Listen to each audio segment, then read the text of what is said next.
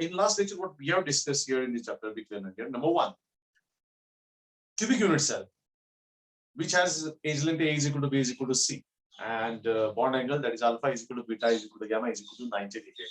And this cubic unit cell has three subtypes. Simple cubic unit cell, also known as a body center or primitive cubic unit cell. Second, you can say body centered cubic unit cell, or तीसरा, that is you can say face centered cubic unit cell. तीनों unit cell के बारे में, making of unit cell, number of atoms and coordination number we have discussed, as well as the packing efficiency, या फिर we can say how much space is required. Now, in three of this one unit cells, I have used the word density. That is also called as packing efficiency. So let's go to this density or packing efficiency. क्या है? जो हमने already निकाला कि how much space is required and how much space is left empty in the unit cell, and we can convert it into the density. तो density का एक basic form हम लोग जानते हैं. So relation between density, age length, और so we can say relation between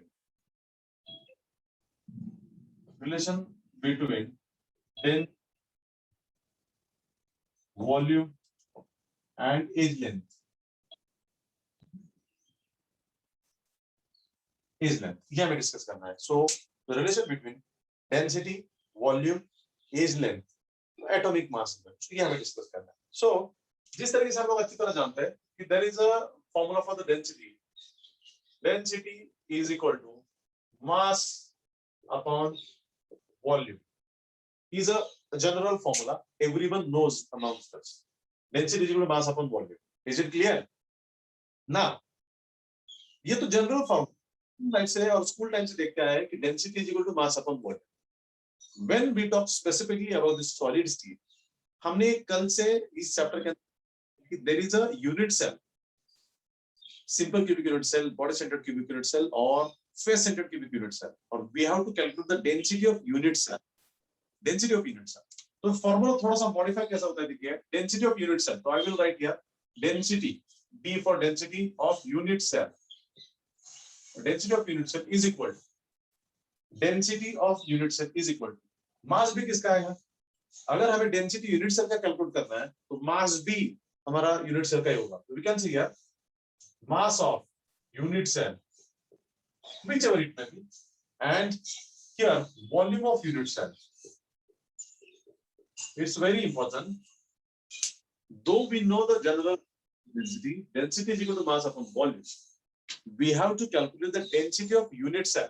So the density of unit cell, या फिर wording में लिख ही देता हूँ मैं यहाँ पे, आपके लिए better होगा.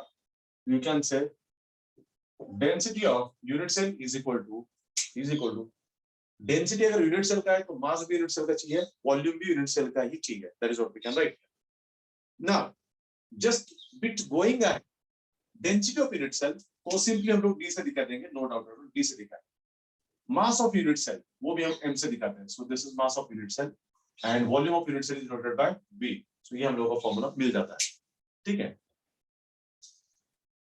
अभी हम जब mass of unit cell की बात करते हैं, which is denoted by M. Mass of unit cell की बात करते हैं, which is denoted by M. तो होता क्या है इसी here? So we can say mass of unit cell is denoted by M, which is equal to M to N. ऐसा आ जाता है. So this is the mass of unit cell denoted by M. M is equal to M into N.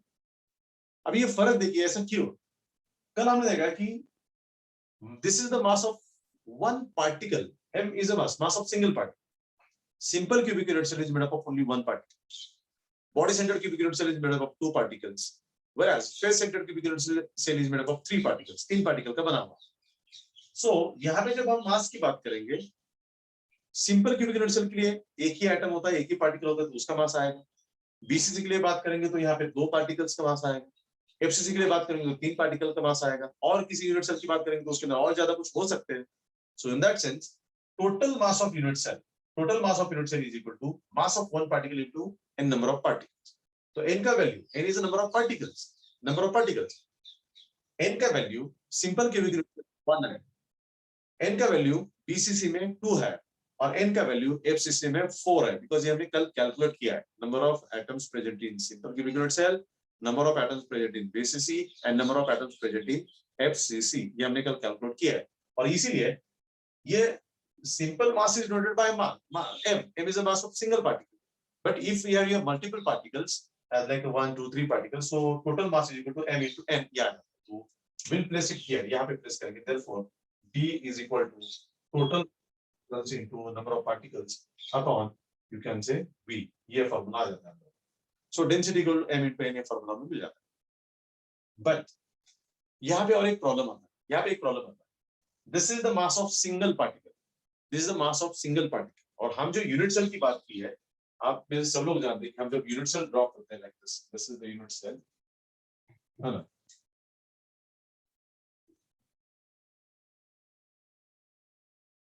One, two, three, four, five, six, 7, 8 particles. हम जब unit cell draw करते हैं, तो ये जो कॉर्नर के पार्टिकल है उसका कंट्रीब्यूशन 1/8 होता है, and that's why total unit cell सिर्फ एक ही पार्टिकल का बना हुआ है. और पार्टिकल का मतलब इस चैप्टर के अंदर बार-बार है कि पार्टिकल मतलब हो सकता है एटम, पार्टिकल मतलब हो सकता है आयन, और पार्टिकल मतलब हो सकता है मॉलिक्यूल. एक्चुअली जब क्लोज पैकिंग अरेंजमेंट होता है सॉलिड का, तो पार्टिकल इसी तरीके से अरेंज होते हैं, first particle, second particle, third particle, और इस तरीके से अरेंजमेंट होता है. ये अरेंजमेंट इसके बाद देख लो, ये अरेंजमेंट है particle. This is actually single particle, one atom और one molecule, one atom one molecule. और वन एटम का और वन मॉलिक्यूल का मास हमें पता नहीं है. ये जो हम m की बात कर रहे हैं, ये जो मास की बात कर रहे हैं, मास ऑफ सिंगल एटम हमें पता नहीं है. हमारे पास क्या है? हमारे पास देखिए क्या है, हमारे पास है atomic mass. You can say atomic mass divided by m. इसे कैपिटल M निकालते हैं हम लोग. Capital M is equal, atomic mass is divided by m. Capital M is equal to mass of Avogadro's number, and that is nothing but 6.022 into 10⁻23 particles. ऐसा होता है. अब देखिएगा, हम जब एटॉमिक मास की बात करते हैं, हाइड्रोजन का एटॉमिक मास 1 है, तो हाइड्रोजन का एटॉमिक मास 1 है, that is the atomic mass.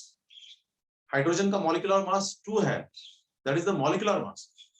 और हम जब मॉलिक्यूलर मास के अंदर देख चुके हैं, तो हम 11th स्टैंडर्ड में सम बेसिक कॉन्सेप्ट केमिस्ट्री नाम का चैप्टर डिस्कस किया था, जहां पे मोल कॉन्सेप्ट देखा.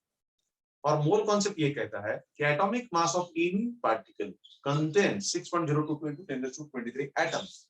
या फिर more correctly as per our book जाते हैं, तो molecular mass of any substance contains 6.022 into 10⁻23 particles. ऐसा वो कॉन्सेप्ट. इसका मतलब है हम किसी भी सब्सटेंस का एटॉमिक मास लेते हैं, तो एटॉमिक मास के अंदर इतने पार्टिकल्स 6.022 into 10⁻23 पार्टिकल्स, जिन्हें एवोगाड्रोस नंबर भी कहा जाता है. कहीं इसको बोला जाता है एवोगाड्रोस नंबर. तो हम जब कहते हैं कि हाइड्रोजन के एटॉमिक मास 1 है, तो हाइड्रोजन के इतने एटम उसके अंदर होते हैं, और इतने एटम का मास 1 होता है, 1 होता है. यहां पर जो बात करते हैं, यहाँ पे सिंगल एटम है, यहाँ पे 6.022 into 10⁻23 एटम्स. तो atomic mass is a mass of this much number of atoms. तो 1 एटम का मास कितना होगा? तो 1 एटम का मास होगा स्मॉल m, स्मॉल m. और इसीलिए हम इसे ऐसा कर सकते हैं कि therefore small m, mass of one atom into Avogadro's number, which is equal to m. ये कैपिटल M है, कैपिटल M into 1, इतना आ जाता है. तो अगर मुझे ये निकालना है, ये m निकालना है, तो I can say m is equal to atomic mass divided by Avogadro's number. That means atomic mass divided by 6.022 into 10⁻23. हम जब एटॉमिक मास को 6.022 into 10⁻23 से कैलकुलेट करेंगे, तो we'll get the mass of single particle, the mass of one particle. So this m is nothing but the mass of one particle. Mass of one particle. This is the mass of one particle. तो one particle का, single atom का अगर हमें मास निकालना है, तो उसी substance के एटॉमिक मास को 6.022 into 10⁻23 से डिवाइड करना पड़ेगा. एटॉमिक मास को एवोगाड्रोस नंबर से डिवाइड करना पड़ेगा, then we get the mass of one atom. हम जब यूनिट सेल की बात करते हैं, यूनिट सेल के अंदर एक एटम का मास होता है. यहाँ पे this is the mass of one atom, क्योंकि simple cubic unit cell is made up of only one atom.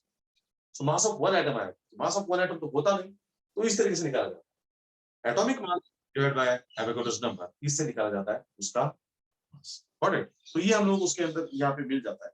तो अभी सवाल ये है कि when we got this one, ये जब हम लोग को मिल जाता है तो इसके अंदर क्या करते हैं हम लोग, ये n का वैल्यू यहाँ पे पुट करते हैं, तो फाइनली हम लोग को मिलेगा, फाइनली यहाँ पे भी रखा तो भी चलता है, ये तो density is equal instead of m is m, capital M into this m upon n upon na into v into na, this is the formula. अब इस फॉर्मूले के अंदर हर चीज का मीनिंग है, here d represents density, m represents atomic mass, whereas n represents number of particles or number of atoms, then v represents volume of unit cell, whereas Na represents Avogadro's number, and Avogadro's number is कितना होता है 6.022 into 10 raised to 23. Is it clear? So we got this is the formula. अभी volume of cube कैसा होता है हम अच्छी तरह जानते हैं, हम इस फॉर्मूला को मॉडिफाई कर सकते हैं। Density is equal to modifying this formula, m is atomic mass as it is into n as it is upon volume of unit cell. क्या होता है वॉल्यूम ऑफ यूनिट सेल, हम जानते हैं volume of unit cell is a cube. इस unit cell का volume क्या होता है a cube, because it has a and a height, width and length is equal to a, so that's why volume of this is, but हम लोग कह सकते हैं कि but v is equal to a cube, तो इधर हम लोग पुट कर सकते हैं a cube into Avogadro's number. This also can be a formula. तो हम फॉर्मूला v के वॉल्यूम के फॉर्मेट में यूज कर सकते हैं, हम फॉर्मूला एज लेंथ के फॉर्मेट में यूज कर सकते हैं, जहां पे देखा था relation between density, volume and edge length, relation between density and age length, relation between density and volume for the unit cells.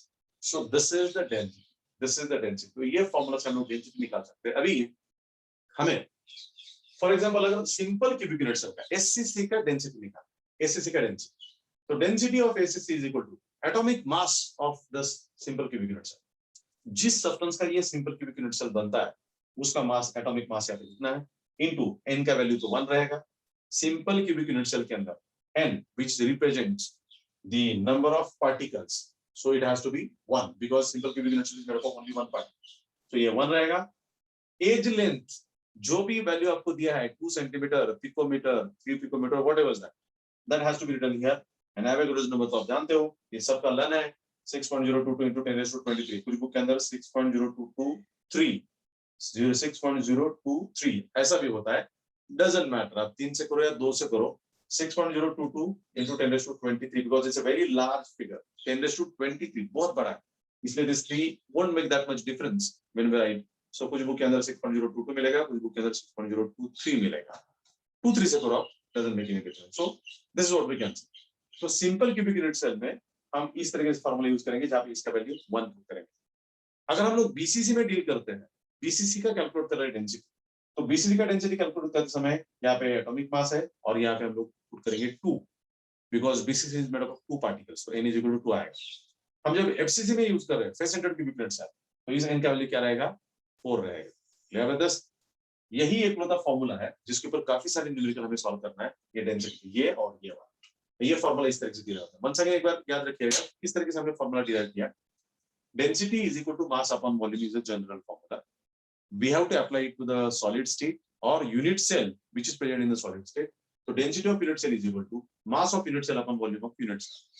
So density is denoted by d, mass is denoted by m, and v is denoted by volume is denoted by v.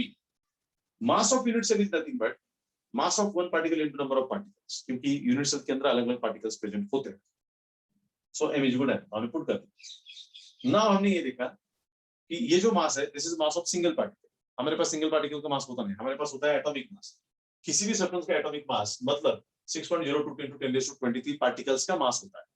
तो एक particle का मास कितना होगा m, तो cross multiplication से अगर हमें एक पार्टिकल का मास निकालना है तो atomic mass divide by Avogadro's number मतलब m divide by 6.022 into 10 raised to 23 से निकालना था।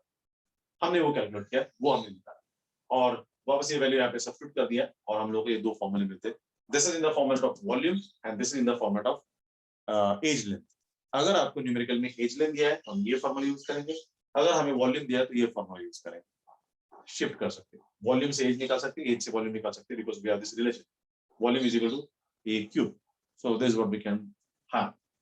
So this is the density. So is there any doubt to anyone? We can calculate the density of simple cubic unit cell, body center cubic unit cell, and face center cubic unit cell by using this formula. Done. So hope there won't be any difficulty doubt to anyone, or if it is, let me know.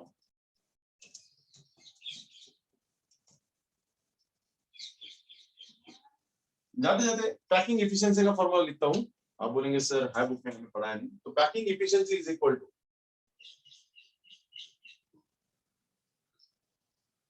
packing efficiency is equal to mass of unit cell upon volume of unit cell into 100.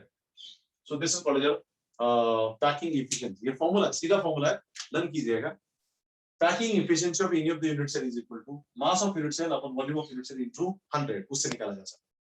तो हम किसी भी इसके अंदर निकाल सकते हैं, जैसे कि ACC की बात करते हैं, BCC की बात करते हैं, FCC की बात करते हैं, we can put accordingly mass of one particle, mass of two particle, mass of three particles upon volume of unit cell। Finally ये फॉर्मूला तो यूज करना ही पड़ता है हम लोगों को। पैकिंग एफिशिएंसी की बात करें तो ये फॉर्मूला हम लोग को यूज करना पड़ता है, बिकॉज इससे ही हम लोग डेंसिटी निकाल सकते हैं या मास ऑफ पार्टिकल्स निकाल सकते हैं या तो डेंसिटी निकाल सकते हैं। So we can have this. Let's go to the packing efficiency. We can calculate the packing efficiency for any of the unit cell. We are done. So this is what we can say packing efficiency. It's done now. हम लोग core concept discuss कर रहे हैं। अभी core concept का ये पहला और बहुत सबसे ज्यादा इंपॉर्टेंट सेक्शन था। अभी हम लोग दूसरे सेक्शन की तरफ मूव करते हैं। उसमें से कुछ टॉपिक बहुत इंपॉर्टेंट है, that is called close packing arrangements. So let's move to the close packing arrangements.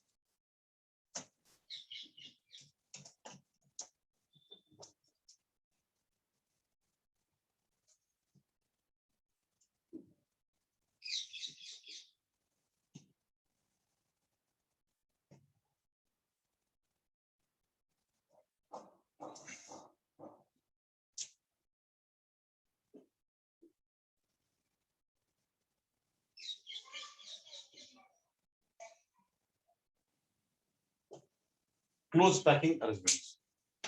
Now ये जो यूनिट सेल्स देखे हमने, there are many 7 types of unit cell and including the sub types, but 14 types of unit cell. ये सारे unit sales, उसमें से इस chapter के नाम ने क्यूबिक यूनिट सेल ज्यादा डिटेल में डिस्कस किया है।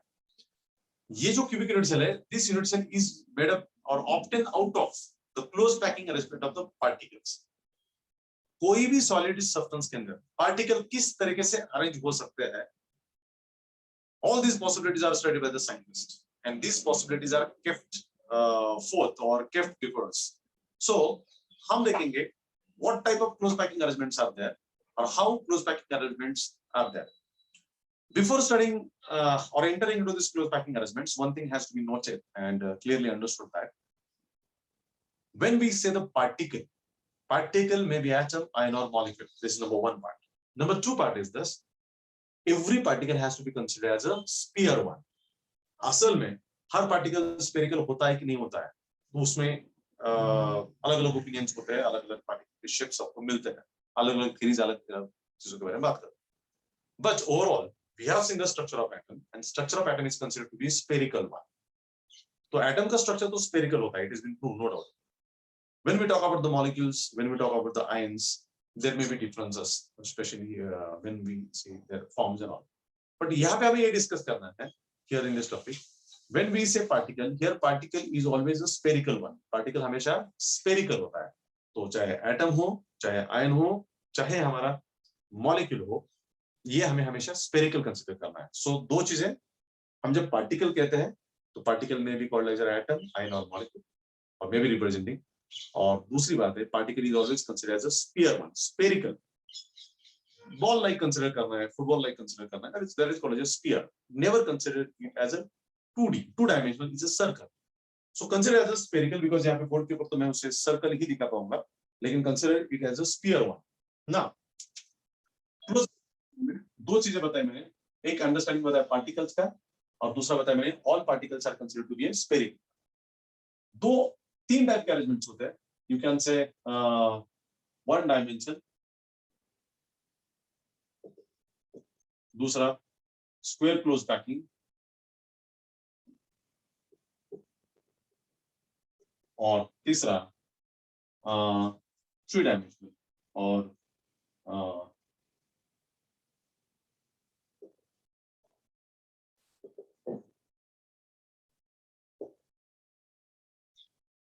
close packing. So these are the three types of close packing arrangements are observed. Number one dimensional close packing arrangement, second square close packing arrangement, और तीसरा three dimensional close packing arrangement. Simply उसे अलग अलग तरीके से देख सकते हैं हम लोग. वन डायमेंशनल अरेंजमेंट है, स्क्वायर क्लोज पैकिंग के अंदर वापस दो आते हैं, एंड इसके अंदर तीन आते हैं. ठीक है, सो देखते हैं अभी कि one dimensional close packing arrangement क्या होता है. So we consider particle. हमारे पास फर्स्ट पार्टिकल है which is called as a sphere. तो ये स्फीयर हमने रख दिया. So this is the first particle, first sphere है, यहाँ पे रख दिया. उसमें कोई प्रॉब्लम नहीं, पहला पार्टिकल हमने यहाँ पे रखा. Now while putting a second particle, while putting a second sphere, वो तीन तरीके से रखा जा सकता है. तीन तरीके से रखा जा सकता है. स्पेस में जब बात करते हैं हम लोग, तो there are three dimensions: x axis, y axis and z axis, because everything is 3D, x, y and z axis. तो इसके साथ जब मुझे सेकंड पार्टिकल रखना है, तो मैं अगर यहाँ पे रखता हूँ तो it goes on x axis, there is a second part. अभी मुझे थर्ड पार्टिकल रखना है, तो मुझे इसी में रखना पड़ेगा, या तो इस तरफ रखना पड़ेगा या तो इस तरफ रखना पड़ेगा. थर्ड पार्टिकल कोई ऑप्शन नहीं. उसके पीछे की रीजन मैं बताऊंगा आपको. ये है लाइक दिस. तो ऐसे में कितने भी पार्टिकल रख सकते हैं. This arrangement is called as one dimensional close packing arrangement. One dimension. All these are on the x axis. Suppose this is the y axis और जेड एक्सिस ऐसा होगा, no doubt. So all particles are arranged on x axis. All particles are arranged on x axis and we have all these particles here in this part. अभी इसके अंदर दो तीन चीजें हैं. फर्स्ट पार्टिकल और last particle, these are in contact with only one particle, because this is in contact with this particle only directly. So ये इसके सिर्फ टच में है और ये पार्टिकल सिर्फ इसके टच में. बट अगर हम बल्क वाला कोई भी पार्टिकल कंसीडर करते हैं, इधर कोई पार्टिकल कंसीडर करते हैं, तो this particle is in contact with other two particles, leftward rightward. This particle has one leftward, one rightward. This is again leftward rightward. So in that sense you can say first and last particle is exceptional one, because it is in contact with only one particle. Baki rest all particles are in contact with another two particles. So, and all particles are linearly arranged. All particles are linearly arranged either on x-axis, either on y-axis, either on z-axis. So this is x-axis. When we talk on y-axis, तो particle ऐसे हो सकते हैं like this particle. ये हो सकता है. This is the arrangement on y-axis. और z की बात करेंगे तो this is the arrangement on z-axis. This is on the z-axis. So this is on x-axis, this is on y-axis, this is on z-axis. तो particle किस तरीके से रखे जाते हैं, हम कौन से एक्सिस के थ्रू देख रहे हैं और कौन से एक्सिस के आसपास देख रहे हैं, उसके ऊपर डिपेंड करेगा. So this is, you can say, called as a one dimensional close packing arrangement. So hope everyone got it. One dimensional close packing arrangements. इसके characteristics क्या? All particles are linearly arranged. All particles are arranged in a line. All particles are put either on x-axis, either on y-axis, either on z-axis. First and last particles are exceptional because they are in contact with only one particle. All middle particles are in contact with two particles, one on the left hand and one on the right hand. यहाँ पे top and bottom like that. इस तरीके से हम लोग बोल सकते हैं. So this is what we can say one-dimensional close packing arrangement. Got it? Any doubt to anyone? The close packing arrangements. ये arrangement देखने से पहले मैंने बताया आपको कि particle is atom, ion or molecule, and all particle has to be considered as a sphere. So spheres can be arranged in this one linearly, either on x-axis, y-axis, and z-axis, and except first and last, all particles are in contact with the other two particles, and this arrangement is called a one-dimensional close packing arrangement. असल में कोई solid इस तरीके से होता नहीं one dimension. ये तो एक शुरुआत है 2D 3D देखने की. हमें actually दुनिया के सारे substances particles 3D में होते हैं, 3-dimensional close packing arrangement में होते हैं. But ये देखे बिना हम यहाँ पे नहीं जा सकते. So this is what we linear close packing arrangements. Now we'll talk about square close packing arrangements. We'll talk about square close packing arrangement. ठीक है. तो square close packing arrangement क्या होगा? देखिए. This is also called as two-dimensional close packing arrangement. This is also called as two-dimensional close packing arrangements. तो two-dimensional ऐसा बोलते हैं हम लोग secondary sequence से two-dimensional close packing arrangements. इसके अंदर एक होता है close square close packing arrangement. दूसरा होता है हेक्सागोनल क्लोज पैकिंग अरेंजमेंट। तो बिग लेना गया, तो पहला जो अरेंजमेंट होता है that is you can say square close packing arrangement, और दूसरा जो होता है hexagonal close packing arrangement, hexagonal close packing arrangement. अभी वो क्या होता है देखिए, सबसे पहली बात ये है, two dimensional close packing arrangement is obtain out of two और मोर लीनियर अरेंजमेंट्स और टू और more one dimensional arrangement. Two dimensional तभी बन सकता है जब हमारे पास कम से कम दो one dimensional close packing arrangements होते हैं, या कम से कम दो लीनियर अरेंजमेंट होते हैं। अभी देखिए ना, ये एक अरेंजमेंट है और ये चाहे तो ये दूसरा एक लीनियर अरेंजमेंट, ये दूसरा लीनियर अरेंजमेंट, ये मेरा फर्स्ट लीनियर है और ये मेरा सेकेंड। अभी अगर मैं उसकी उठा को उसके ऊपर रख देता हूं तो वो टू डायमेंशनल बनेगा, because this is on x axis, और ये रखूंगा तो वाई एक्सिस पे भी चलेगा। तो ये इसके ऊपर रखना मतलब देखिएगा कि यहाँ पे एक पार्टिकल होगा लाइक दिस, इस तरीके से, इस तरीके से, ये वाला।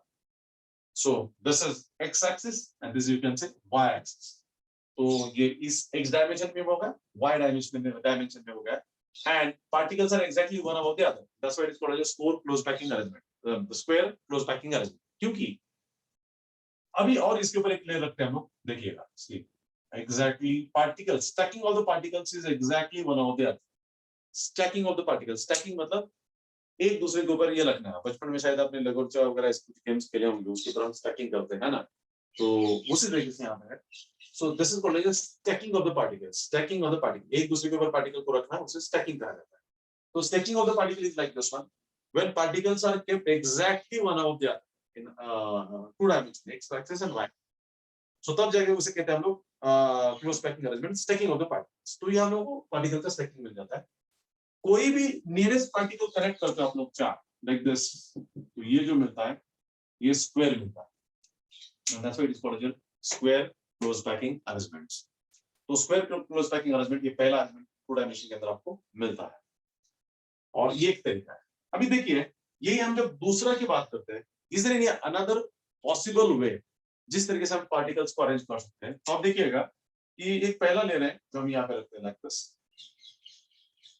ये हमारा पहला लेयर और पहला क्लोज पैकिंग अरेंजमेंट। अभी हम जब दूसरा लेयर रखते हैं इसके ऊपर, दूसरा लेयर जो हमने, जैसे कि ये फर्स्ट लेयर, ये सेकेंड लेयर, ये थर्ड लेयर, तो ये एक तरीका हुआ particle exactly one over the other stack करने। दूसरा तरीका ऐसा हो सकता है कि particle exactly one over the रखने से बेटर है कि अभी इसके ऊपर जब मैं पार्टिकल रखना चाहूंगा एक पार्टिकल, तो इसके ऊपर ना रख के मैं ये दोनों के ऊपर रख सकता हूँ, तो पार्टिकल में इस तरीके से रख सकता हूँ।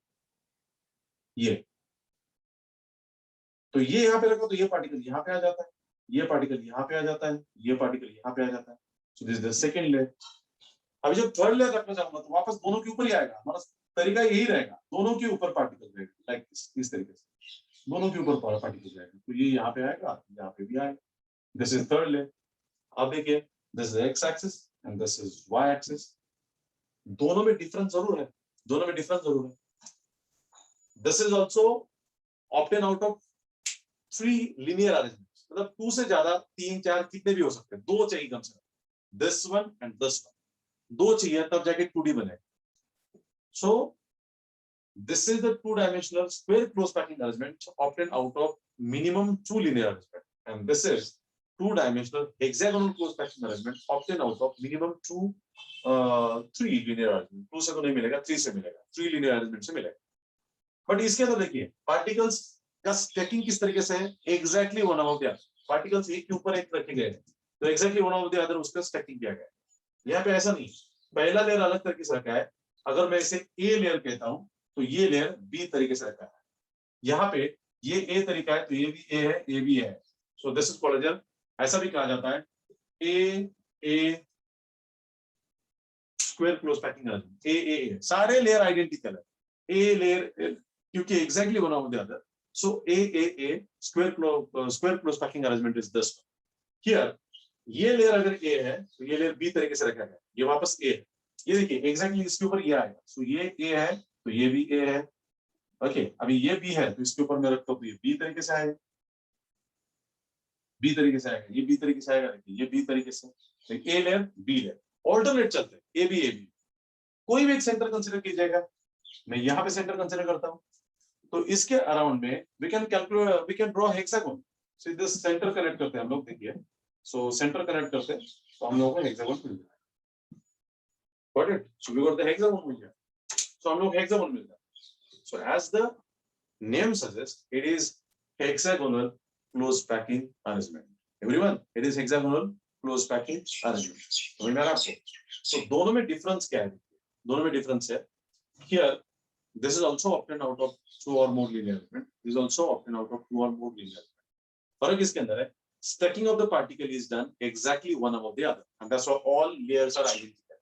If first layer is A, second is A, third is A, all layer has to be in a A way. All layer has to be in A way, then we can call it as a square close packing arrangement. Or when we talk about this arrangement, we इसके अंदर stacking of the particle is not identical.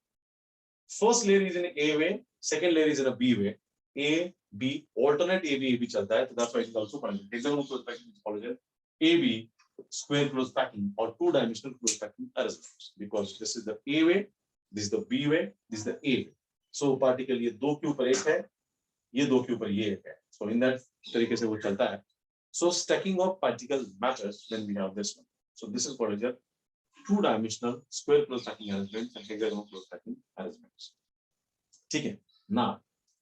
इस आधार पर linear arrangement और two-dimensional के आधार पर हमें discuss करते हैं three-dimensional close packing arrangement. Three-dimensional मतलब यहाँ पे imagination power आपको ज्यादा वर्क करना पड़ेगा, क्योंकि ये दो डायमेंशन एक्स एक्सिस इजी है, ड्रॉ करने में भी समझने में भी इजी है, बट हम जब जेड एक्सिस की बात करते हैं एग्जैक्टली उसके ऊपर, ये इसके नीचे, तो इमेजिनेशन पावर बढ़ना पड़ेगा. सो उसके अंदर इसके अंदर वो तीन तरीके आते हैं. When we put three dimensional close packing arrangement, उसके अंदर तीन तरीके आते हैं. ओके, तो पहला जो है you can say square close packing arrangements, but in which a three-dimensional close packing arrangement is obtained इसके अंदर. तो here three-dimensional close packing arrangement के अंदर at least तीन linear arrangement होना जरूरी है. at least तीन linear arrangement, एक होगा x axis पे, एक होगा y axis पे, एक होगा z axis पे. तो minimum three linear arrangements are required when we have to make a 3D close packing arrangement. तो वो तो उसके अंदर आएगा. and वो जो 3D और 3 axis पे पार्टिकल रखे जाते हैं, वो तीन तरीके से रखे जाते हैं. जैसे कि यहाँ पे वो दो तरीके से रखे जाते हैं, स्क्वायर ये वाला और हेक्सागोनल ये वाला. तो थ्री डायमेंशन के अंदर तीन तरीके हैं.